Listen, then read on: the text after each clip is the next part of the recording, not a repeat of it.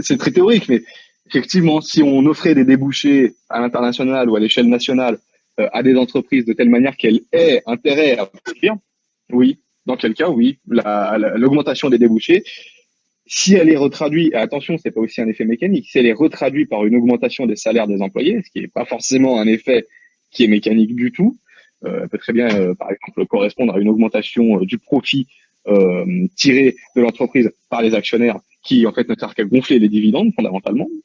Toujours dans cette optique, il y a du risque. Donc plus il y a de risque, plus on essaie de retirer rapidement nos capitaux. Et donc plus on essaie de retirer rapidement nos capitaux, plus on fait du profit et moins on fait confiance à la pérennité de la boîte à long terme. Donc ça sert à rien de réinjecter du capital dedans, donc ça sert à rien de produire. Donc gardons ce capital pour nous. C'est aussi un des effets malheureux que c'est le fait qu'effectivement de confiance totale, même de la part des apporteurs de capitaux, qui n'ont pas forcément des objectifs de production à long terme. D'ailleurs, pas souvent.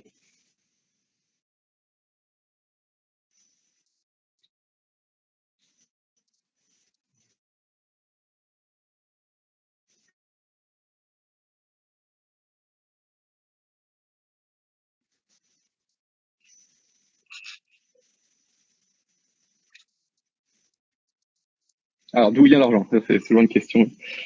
Non, mais c'est une question qui est. Alors, je ne sais pas si vous m'entendez. Vous m'entendez? Ouais, ouais. Euh, alors, d'où vient l'argent? C'est une question amusante parce que, en fait, fondamentalement, il y a plusieurs manières d'entendre déjà l'argent, en termes soit de flux, soit. Enfin,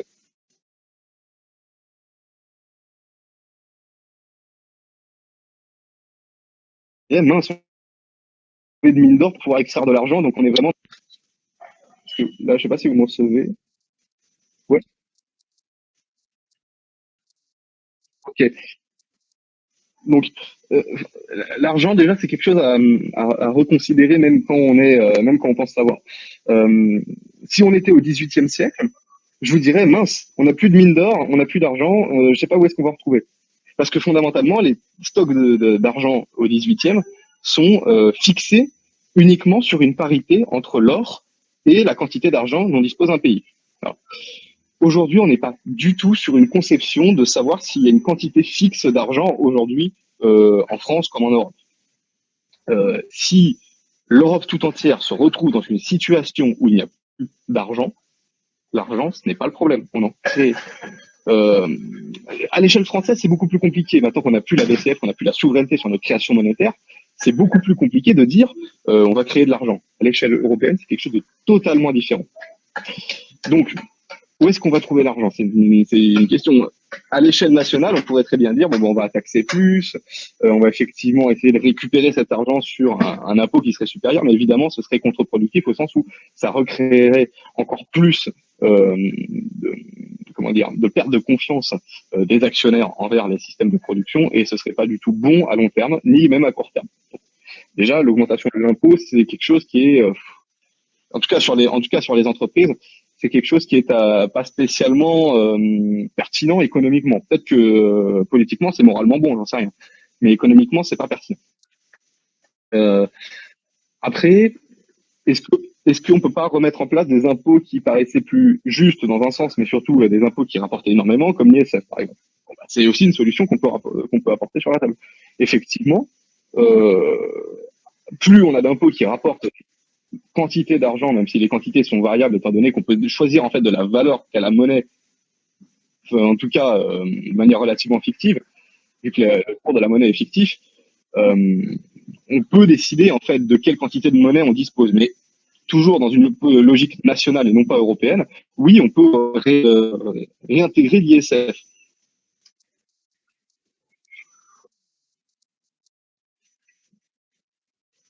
Alors là, en fait, c'est voilà, c'est là où en fait on va voir ce que la France va décider de faire en fait.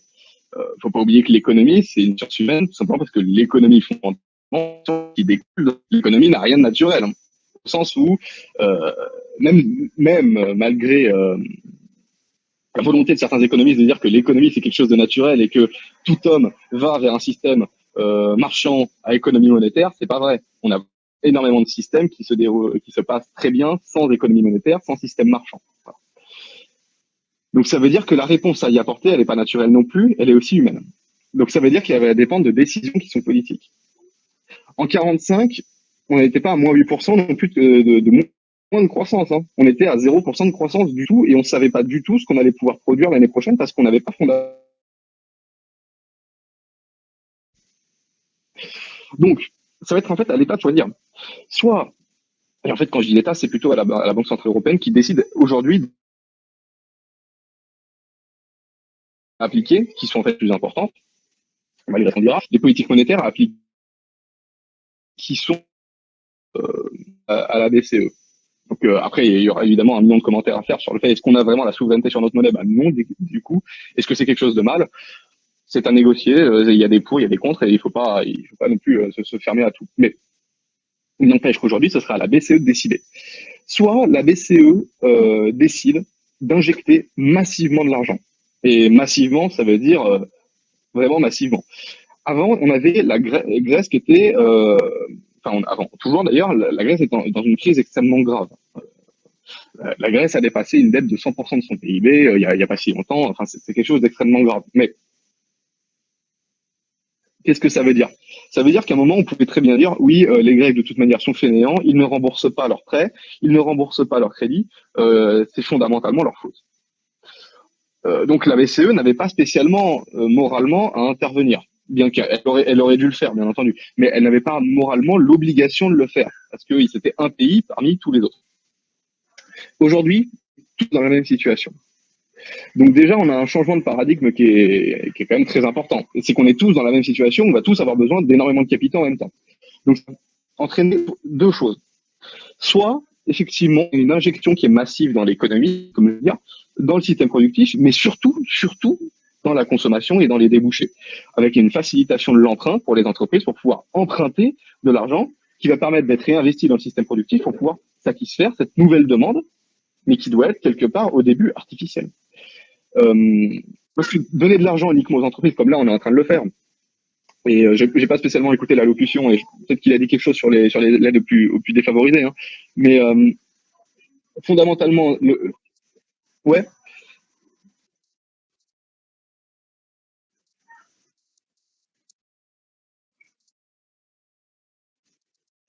voilà, ok. Non mais après, voilà, c'est aussi, c'est à écouter, c'est à suivre, et il faut voir les chiffres. Mais par exemple là, sincèrement, je sais pas si ce sera dit, mais 1 500 € pour des PME. Enfin, il faut vraiment être dans une micro-entreprise pour pouvoir rembourser son salaire avec 1 500 € sur une perte de 1 mois. Enfin, il faut être réaliste à un moment. Ça veut dire qu'on dépense des milliards pour donner des petites aides aux PME, qui les PME généralement, pour qui 1 500 €, ça ne représente quand même pas grand-chose, on va le dire.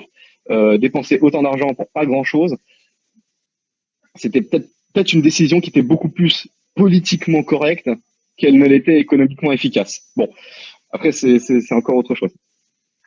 Mais le problème, c'est que si on continue cette logique et si on souhaite améliorer la capacité des entreprises à produire, est-ce que à un moment, quelqu'un a pensé au fait qu'un mois de salaire à mi-temps ou un mois de salaire enfin, où les gens vont devoir déposer leur congé ou quoi, est-ce que ça va pas produire à un moment dans l'économie un trou dans la consommation?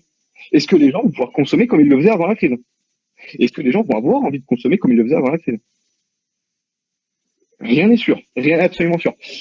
Surtout avec une baisse du pouvoir d'achat, qui est quand même le premier indicateur pour pouvoir déterminer si la consommation va être bonne ou mauvaise cette année. Bon, ça veut dire qu'on aura beau injecter des milliards et des milliards dans la structure productive, si aucune aide financière n'est donnée aux ménages, ça ne sert à rien.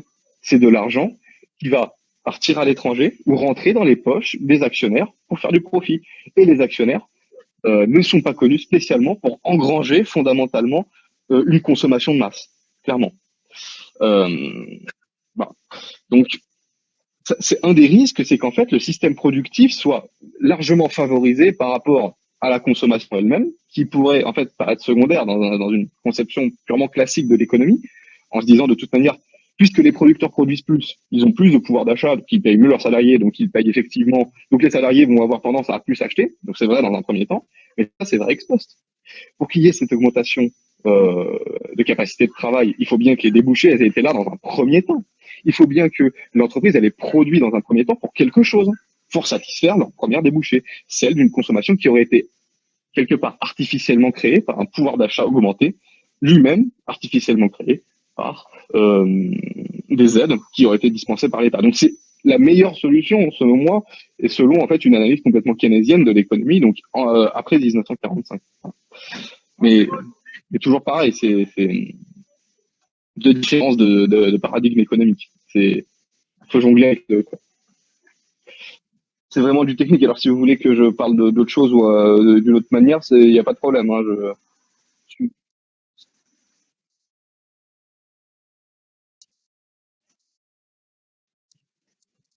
ouais,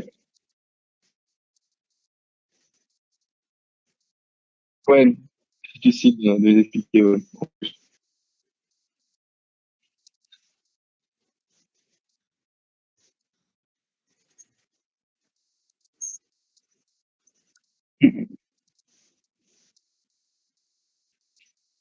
Mm.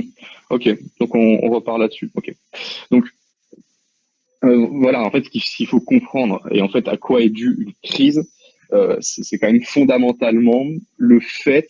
Et là, et là, c'est là où ça commence à devenir politique. En fait, c'est la barrière où on dit là, ça commence à devenir politique parce qu'il y a des modèles économiques qui excluent ce que je suis en train de dire. Qui disent non, c'est pas vrai. Il faut privilégier la production.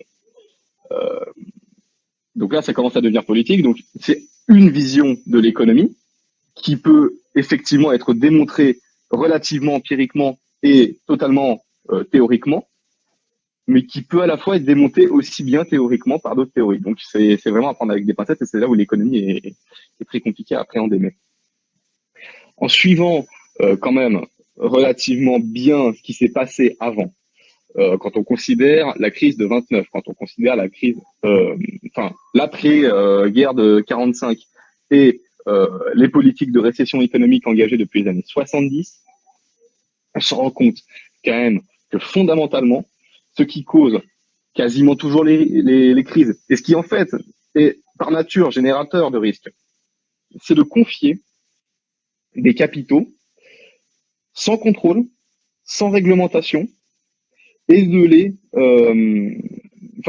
confier ces capitaux, pardon, mais surtout de financer le système économique uniquement par des acteurs privés sans réglementation. C'est le grand risque en fait qui nous a pendu au nez en 1929 et qui a été en fait la cause principale de la crise, c'est qu'en fait les acteurs privés voulant engranger plus de profits ont commencé légèrement à mentir sur leurs recettes, légèrement à mentir sur leur chiffre d'affaires et en fait par légèrement, on en est fini avec une bulle spéculative de rien en fait, où les gens continuaient de parier de l'argent sur du vide, qui a créé une crise. Et en fait, après 45, comme on faisait confiance à une nouvelle forme, un nouveau paradigme économique, on s'est dit non, il faut plus de choses comme ça. En France, par exemple, je donne l'exemple français parce que c'est quand même celui qui nous parle tous. En France, comme on avait fondamentalement plus de système productif, au sens où en fait les usines n'existaient plus puisqu'elles étaient détruites, on n'a pas pu financer les entreprises en disant bon bah vous faites confiance à d'autres entreprises qui vont vous prêter leurs capitaux sur un marché complètement déréglementé, voilà. Parce que fondamentalement, il n'y avait plus d'entreprises qui avaient les moyens de payer. Donc ce qu'on a fait, c'est qu'on a fait des prêts d'État. L'État a donné de l'argent quasiment gratuitement. En fait, ce qu'on appelle un mode de financement qui est fait par l'État et non plus par le marché. Euh, et donc en fait, on crée de l'argent. Enfin, fondamentalement, c'est ça, on crée de l'argent. Donc ça veut dire que l'argent suit une courbe d'inflation extrêmement haute, c'est-à-dire que le cours du franc augmentait à cette époque-là d'une manière complètement drastique, si bien qu'on a dû la faire réduire 8 fois pour rester compétitif à l'international. Donc c'est un des risques effectivement de financer un secteur productif uniquement par l'État. Donc ça peut poser problème. En même temps, on a voulu nationaliser les entreprises pour pas qu'elles fassent n'importe quoi avec ces capitaux, ce qui était une solution tout à fait honorable, qui a visiblement marché, qui marche par exemple en Allemagne, même si on n'est pas vraiment sur un système de nationalisation. En Allemagne, les Konzern, ce qu'on appelle en fait, les modèles de production allemands, sont extrêmement impliqués à la fois avec le système productif et à la fois avec le système bancaire. Ce qui fait que à la fois les capitaux sont prêtés, mais on sait très bien que de toute manière, ils seront remboursés d'une certaine manière ou d'une autre, de telle sorte qu'en fait, ces capitaux ne sont jamais réellement en danger. Ce qui était le gros problème et ce qui commence à être le gros problème aujourd'hui, malgré la crise de 2008 qui nous a rappelé quand même les fragilités d'un tel système. Voilà. Parce que c'est à partir des années 70 qu'on a commencé à se dire non, il faut déjà, l'inflation, ça pose un gros problème, effectivement, à l'international. Donc, on a dit, il va falloir commencer à beaucoup plus réglementer cette création d'argent. Donc, on a donné ça, évidemment, donc avant les années 70, quand même. On a donné ça, le rôle de cette création monétaire à la Banque Centrale Européenne, qui est en charge de créer de l'argent pour tous les pays de l'Union Européenne. Euh, en fait, le système est plus compliqué que ça, mais on va simplifier. On va dire que c'est la BCE qui crée fondamentalement de l'argent, avec un taux de change qu'elle décide. Voilà. Ça et les taux de convertibilité argent européen et argent international. C'est les deux grandes sources de création monétaire aujourd'hui en Europe. Et en fait, on a dit, voilà, on va essayer de limiter ce phénomène-là en réglementant bien plus, notamment avec les accords de Bâle, pour empêcher un moment où il y aurait une accélération économique, où les gens se diraient que l'argent n'a plus de valeur, et vraiment une perte de confiance en la monnaie, ce qui serait catastrophique tout aussi bien qu'aujourd'hui une perte de confiance dans le système financier. Et donc du coup, on a voulu réglementer beaucoup plus et on est retourné, je vais pas dire quasiment sur un système avant 29, mais on est retourné sur un système extrêmement libéral, avec un marché extrêmement déréglementé, qui donne évidemment accès à des moments où quand la conjoncture économique est mauvaise, comme aujourd'hui on ne sait pas si les activités vont réellement reprendre le 11 mai, ou s'il va y avoir des ralentissements qui sont encore à prévoir, en fait les actionnaires veulent récupérer leurs capitaux parce qu'ils savent pas qui va devenir, clairement, parce qu'on a délégué au marché. Bah oui, effectivement, il y a un risque à un moment, euh, il y a un risque conjoncturel que tous ces capitaux soient retirés en même temps et qu'on aboutit sur une crise non pas à moins 8% de croissance, mais quelque chose de bien pire. Donc c'est effectivement un des risques qu'on peut avoir lorsqu'on gage beaucoup de confiance sur un financement qui est fait par le marché. Donc c'est à la fois une fausse réponse et à la fois c'est la seule chose que la science économique peut donner pour l'instant. Bien entendu, elle peut tirer ensuite exemple des crises qui se sont déjà passées. Et donc ça aussi, on va l'aborder parce que je crois que c'était une de vos questions. Euh, c'est ça, à ton expérience avec d'autres crises passées pour réagir. Bon, bien entendu, hein. La première crise, euh, la première crise mondiale, elle s'est passée il y a 300 ans. Donc des crises, on en a eu plein. Enfin mondiale. J'entends, pardon, pas mondiale, mais des récessions économiques, on en a eu plein et on en a eu la première, elle s'est passée il y a 300 ans. Donc des crises économiques, on en connaît plein et visiblement, on sait pourquoi elles arrivent, on sait comment les résorber, mais je dirais par une sorte de force d'inertie, de politique et de non-application des principes économiques essentiels au sein de la politique, on en revient toujours à des situations critiques où il est difficile de se désempêtrer, même avec des modèles théoriques établis. Ensuite, pour vraiment expliquer plus précisément comment on en est arrivé là, euh, c'est difficile. Parce que, en fait, Euh, on estime, bon, pour donner tout de suite une date qui est précise, une date qui est clé pour comprendre ce genre de crise, c'est évidemment la première grande crise spéculative d'envergure mondiale, la crise de 29. Donc, la crise aux États-Unis, celle des bulles spéculatives, qui a suivi un effondrement de la valeur du Dow Jones, qui a suivi ensuite une crise mondiale d'envergure planétaire. Voilà. Donc, à quoi elle était fondamentalement due cette crise? En fait, elle était due, bon, à historiquement, elle est due à l'étalon hors dollar qui n'était pas, comment dire. Bon, fondamentalement, ça remonte même à la Grande-Bretagne, en fait, à des problèmes qu'il y avait conjoncturellement avec la Grande-Bretagne et le président de la Fed qui avait des relations. Donc, voilà. Ce que je dis, c'est que c'est extrêmement politique, déjà, la manière d'aborder les crises. Parce que déjà, fondamentalement, c'est peut-être, on estime qu'en fait, c'est la résultante de direction, de décision de la direction de la Fed qui avait des relations avec l'équivalent du patron de la Banque centrale en Grande-Bretagne. Donc déjà, ça pose des questions. Mais cette crise de 29, elle est fondamentalement due à comment dire à ce qu'on pourrait appeler communément, pour pas parler vraiment avec des termes extrêmement poussés, à du pédalage dans le vide en fait.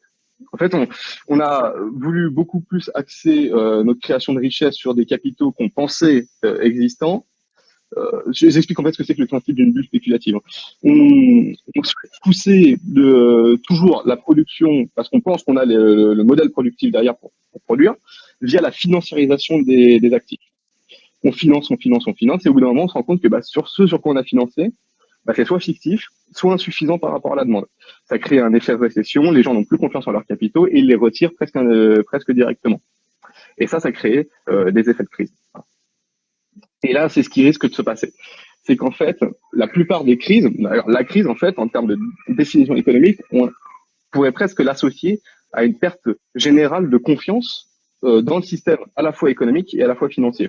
Généralement, le problème vient du système financier qui impacte le système économique, selon le choix de financement de l'économie. Et ça, c'est encore un autre problème, c'est un autre sujet qu'on abordera plus tard dans la crise de 45. Mais d'abord, le financement de l'économie se pose notamment par le marché en 1929, parce qu'on était dans une politique extrêmement libérale. On était vraiment dans on estimait en fait que le marché en 1929 était seul membre régulateur de l'économie et de son financement. Et que de toute manière, comme on avait en tête les théories classiques, néoclassiques, smithiennes, on pensait et on estimait que même s'il y avait une crise dans le marché, elle tendrait forcément vers une autorégulation. Et les sciences économiques peuvent dire ça. On peut effectivement prédire qu'il va y avoir des crises. Et on peut même dire que cette crise-là ne sera jamais la dernière.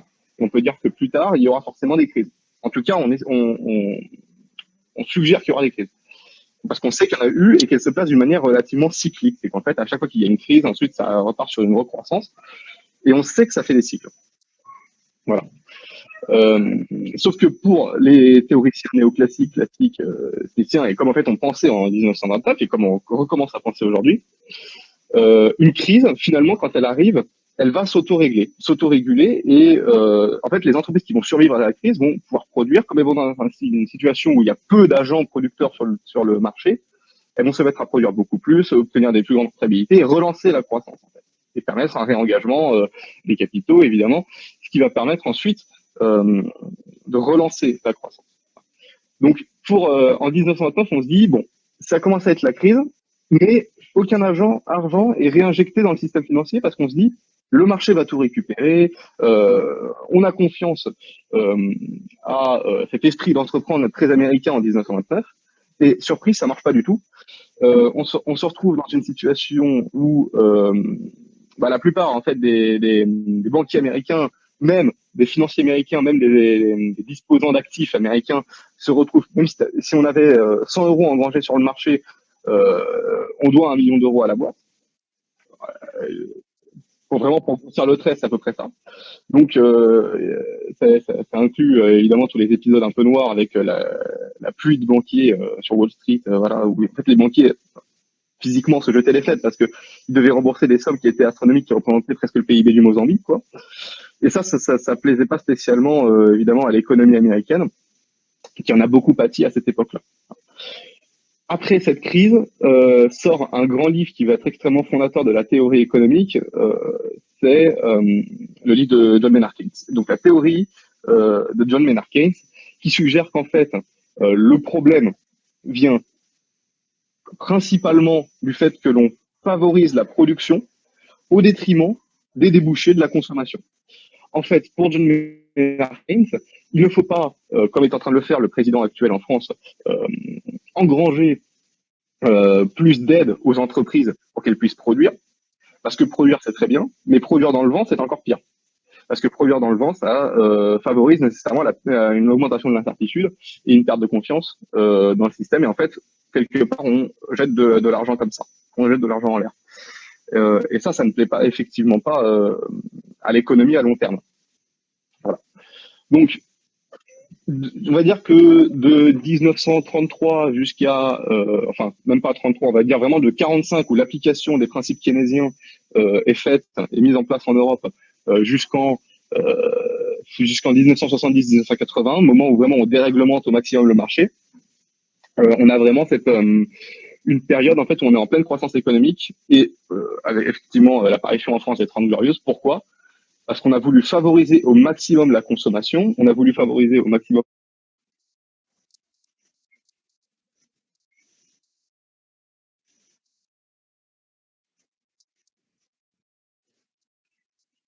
bien sûr.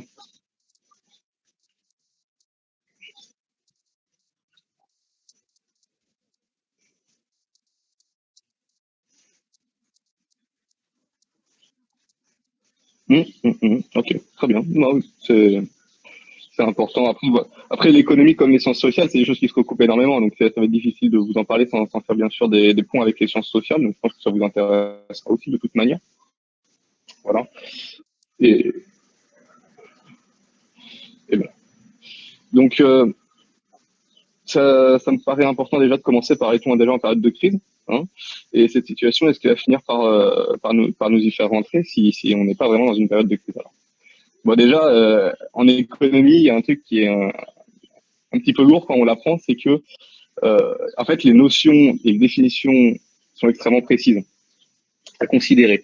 Et en fonction de ce qu'on veut faire entendre par crise, parce que le mot crise est en fait une définition qui est elle-même sujette à débat, donc il y a effectivement des normes qui nous permettent de définir ce que c'est que vraiment une crise, mais entre les économistes, ils sont pas spécialement d'accord. Voilà. Donc pour définir vraiment ce que c'est qu'une crise en elle-même. Est-ce qu'on parle de crise dès lors qu'il y a un changement de situation, un changement de paradigme théorique, ou dans quel cas on pourrait parler juste d'une crise théorique, ou est-ce on parle de crise uniquement ou plutôt quand, par exemple, il y a, je sais pas moi, un certain pourcentage d'inflation qui est franchi, ou de déflation qui est franchi, ou de chômage. Enfin, donc tout ça, c'est difficile déjà. Il faut se mettre d'accord sur les termes. Alors, est-ce qu'on est vraiment déjà en période de au JT, ça passait, on était à moins 8% de croissance pour l'année 2020. Je crois que c'est ça qui était annoncé. Voilà. Donc, est-ce qu'à partir du moment où en fait on rentre dans une croissance négative, on peut parler de crise? Alors, bah, c'est aussi quelque chose qui est à définir. Voilà. Donc déjà, là-dessus, on part pas forcément sur une base qui est facile pour comprendre effectivement si on est dans une période oui ou non de crise. Évidemment, cette situation, elle va avoir énormément de répercussions dans le futur. Et on va s'en rappeler comme on s'est rappelé de la crise d'après 45, comme on s'est rappelé de la crise d'après 2008.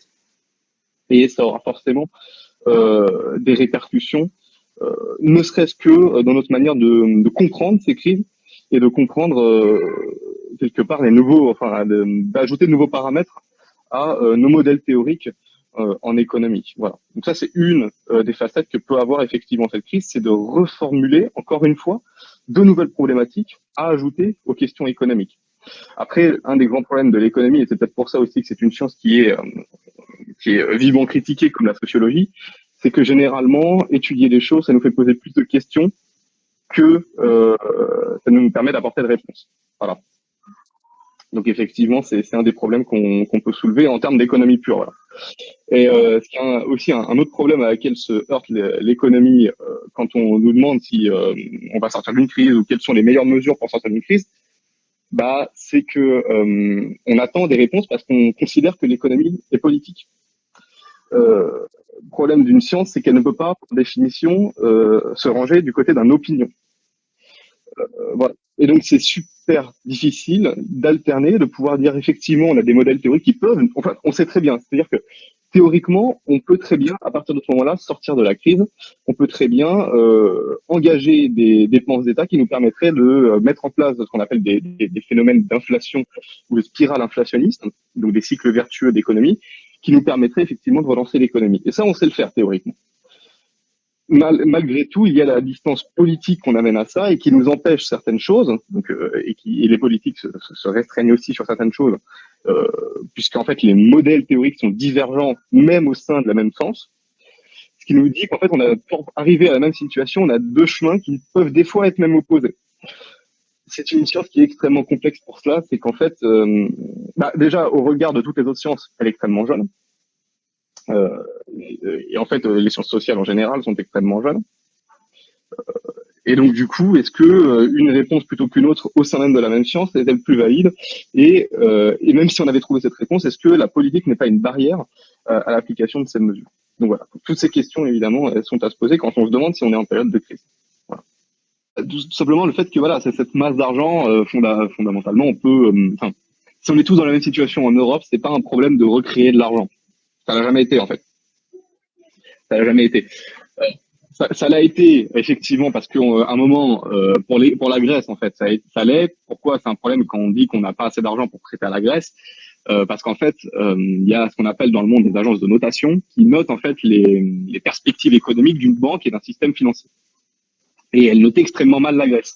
Et donc prêter de l'argent à la Grèce, en créer, ça faisait forcément monter le cours de l'euro, ce qui n'était pas forcément bon à l'international, qui en plus provoquait une perte de confiance dans les actifs grecs et qui en fait était une spirale déflationniste. Donc prêter de l'argent ne servait fondamentalement à rien à cause de cette perte de confiance qui était permanente dès qu'on en prêtait, à cause de ces agences de notation qui notaient mal en fait les prestations grecques.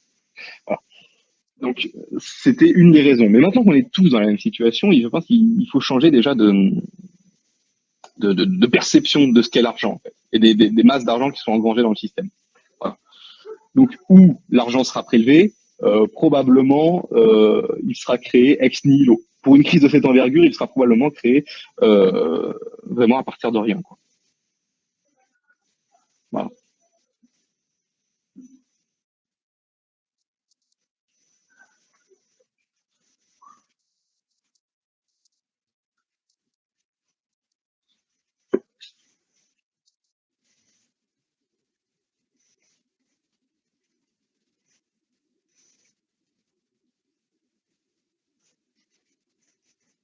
Ah bah ça après voilà, c'est aussi sur la définition de la crise.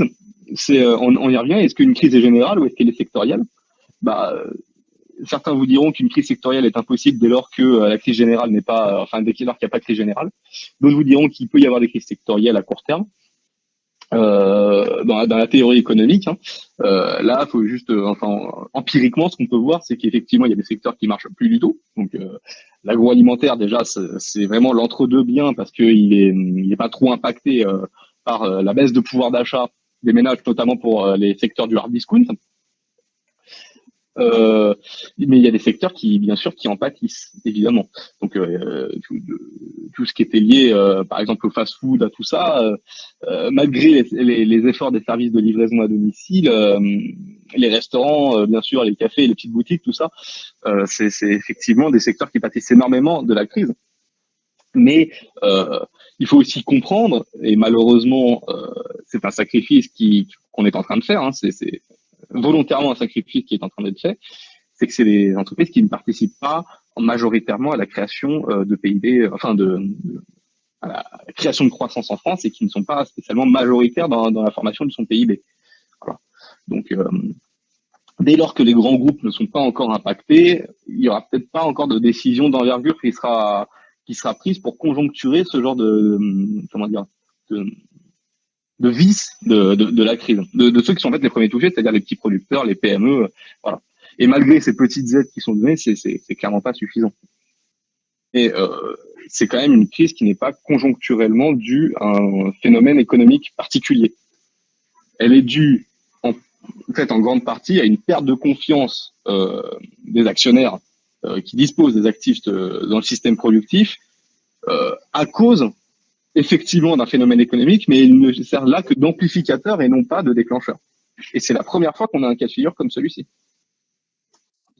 Ce sera probablement une réponse qui sera différente qu'on apportera cette fois-ci.